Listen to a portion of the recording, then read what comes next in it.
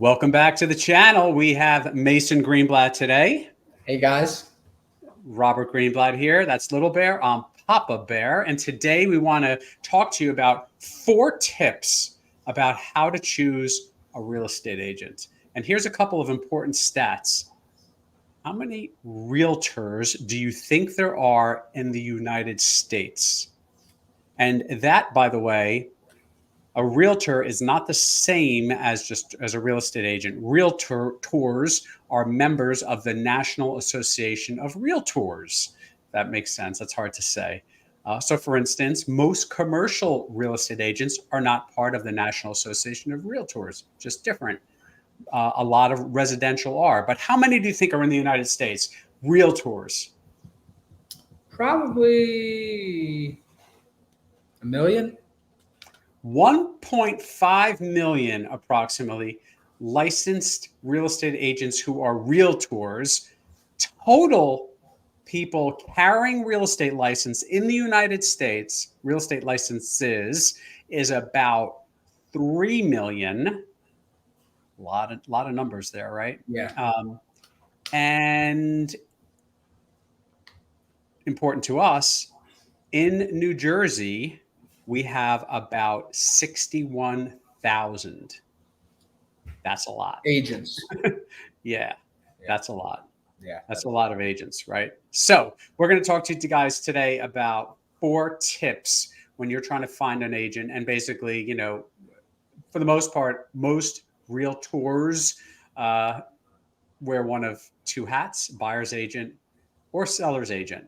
There's transaction agent or broker, but that's a whole different conversation. So I think the first thing that is important when choosing an agent is making sure they're available to service you. And in doing so, the question becomes full-time or part-time. Yeah, there's a crazy amount that are part-time. We've noticed, from doing tons of transactions. They're a teacher or they're a police officer or firefighter. Yeah. So it's very common to see them part-time to do as a little side hustle, I've noticed. Yeah. I think a lot of people start in our industry part-time because they're intrigued by being a real estate agent, but it's hard to make that jump because we are 100% commission. Yeah. Right. So it takes time to build a business and be able to keep a roof over your head. No pun intended. Yeah.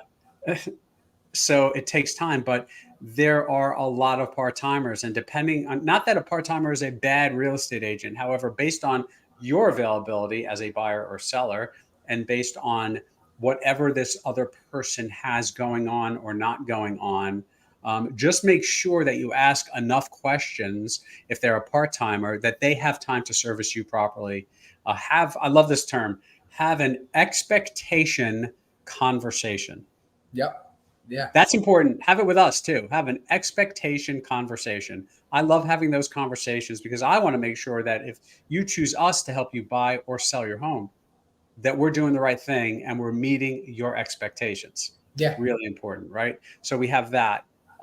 Then we have a question of, and this may or may not matter to you as a buyer or seller, is that agent part of a real estate team? And let me define that. Not a brokerage. Every agent in New Jersey has to be affiliated with a brokerage. More importantly, in the last 10 years or so, what we've seen in this industry is teams, right? We're a team. We have other members on our team. Is that something that matters to you as a buyer or seller? What could be a pro or a con of a team setup, Mason? Maybe not, you're getting tossed off to a team member. Maybe Sometimes not it happens directly with the team leader. So I think that's probably, I think some people that bothers, feeling like they're not directly in communication with the person that they reached out to. Yeah, sometimes that's the case, right? We always tell people, like, number one, if they're inquiring and they want to speak with me because the marketing may be branded for me, I'm happy to talk with anybody and service anyone personally, of course. But I also tell people, and this is really important, if I'm sitting in your house on a listing appointment, I'm servicing you all the way to the finish line. You are not getting passed off to anybody else on the team. And some people don't care. They're like, oh yeah, it doesn't matter. And some people do care. Yep. It is a very big transaction. Some people go, well, as long as it's one of your team members, that's fine. Or sometimes it might be, hey, I'm helping you with the purchase, with the sale of your house, and maybe one of my team members is assisting with your purchase, right? So we're kind of working hand in hand and making sure that everything gets done. But again, no right or wrong, right? These are just important questions to ask and understand, how is that agent's business structured, right? Because if that agent goes on vacation for a week and they're a solo agent, does the communication just stop? Is there somebody that can help them if they're not part of a team? So there's pros and cons there, depending on what your expectations are. So that's the second thing. The third thing we have, this should be a no-brainer, right? When you're researching agents, use the Google. Let the Google help you. Look around, look for online reviews, look on Google specifically, look on other websites, right? Should we believe everything that we read online? I don't think so. No, but maybe read people's reviews, check to see top realtors in the town you're living in, things like that. Who sells the most homes in the area, stuff like that.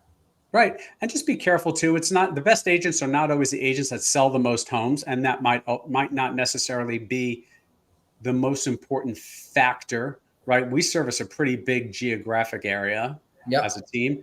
I don't think that we specialize in a specific town. There are some agents that do, but in the last so many years, there's less and less of that, if you understand South Jersey real estate and you're a really great South Jersey real estate agent, you can handle basically anything that comes at you from any town, right? Yeah. So well enough, the online reviews are really important though, and not just one portal. There are multiple places. If you start not just Googling for best realtors, but if you've kind of came across a few different names in your travels, Google those names, right? Yeah. Google Robert Greenblatt Realtor, Google what, whoever it may be, see what you find, right? Yeah. And then make a decision from there. Bring those people in, the people that have the reviews that make you the most comfortable as a buyer or a seller. So that's the third tip, right? And what's the biggest tip in some ways that we want to share with everybody? Don't necessarily use a family or a friend to represent your real estate sale. Yes. Those are the most difficult. So now if you have a friend or family member who is an excellent top rated agent, good. Now just remember, they can be very touchy. I can tell you personally, I've helped a lot of friends and a lot of family members over the years.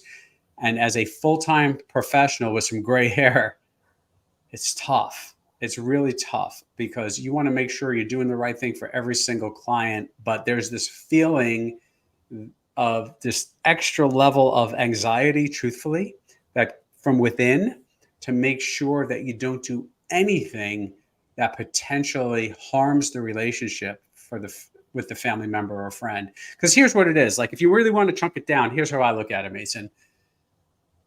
If I'm helping you buy or sell a house and you hired me to do that job and we don't know each other, if you're not happy with something I'm doing or not doing, you won't be afraid to tell me and hurt my feelings. Yep. Right? Because this is a business relationship. Now, through the course of a transaction, we may get friendly. We might even become friends over time. Yeah. But at the beginning, when I'm hired to do a job for you, if you're not happy, you'll be telling me. Yeah. If you are my family member or my friend or my son, it's very, very different. Very different. You don't want to hurt that relationship. You have to be so careful, and it's very touchy. So I think, guys, those are 4 important things to think about when you're getting ready to hire an agent to help you buy or sell or both. What were they again? We have full-time professional, right? Yep. Versus part-time. And what are the pros and cons there? We have the second thing. Are they on a team? Yes or no? Does that matter to you? What are the pros and cons of being on a team? How will you be serviced? And is that expectation conversation something that works for you? Yep. Right? Online reviews. In fact, it can all start with online reviews. Maybe that should have been the first one, but it's the third on our list for today. Use online reviews. Use them to find agents or use them to vet agents even more after you've met with them or spoken with them on the phone for a few minutes. And then the fourth thing is be very careful when hiring a friend or a family member to represent you in the biggest transaction of your life. Yep. Okay. Important stuff here, guys.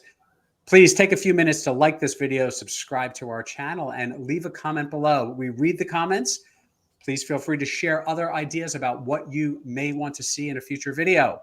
If you're thinking about buying or selling a home in Southern New Jersey, reach out. We're real people. We will respond. If you are thinking about buying or selling a home anywhere in the country, reach out. We have a really powerful network, and we'd be happy to partner you with some like-minded agents who will do a wonderful job to help you in your real estate endeavor. Got it? Perfect. All right. All right. Well, thank you for joining us, Mason. Thank you. We'll see you guys again real soon.